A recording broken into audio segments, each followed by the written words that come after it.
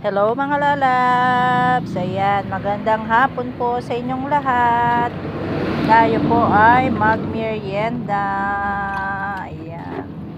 Ay, hello po. Hello po. Ayan, sabi ng bebs ko mga lalabs. Sobrang init po ngayon mga lalabs. Kaya masarap po ngayon ay yung malamig na malamig. Di ba? Hi! Merienda daw po tayo mga lalabs.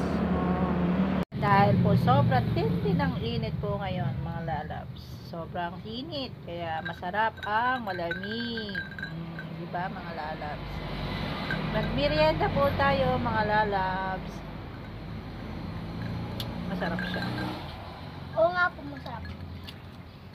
Masarap talaga magmerienda pag ganitong mainit ang panahon tapos malamig ang iyong iinumin.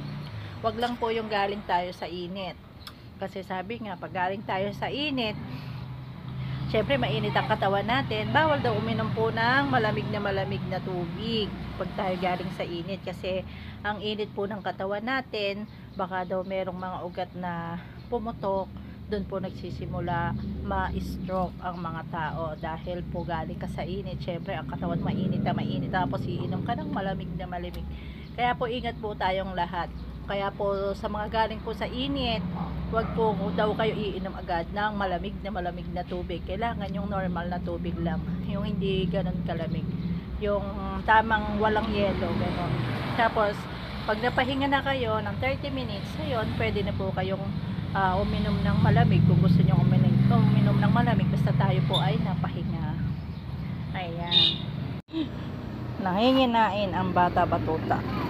Ayan, magmerienda tayo mga lalabs ko. Ayan, may hopya, tapos pandikoko. Ayan, maraming choices ng tinapay. Kain po. Ayan, ang pandikoko.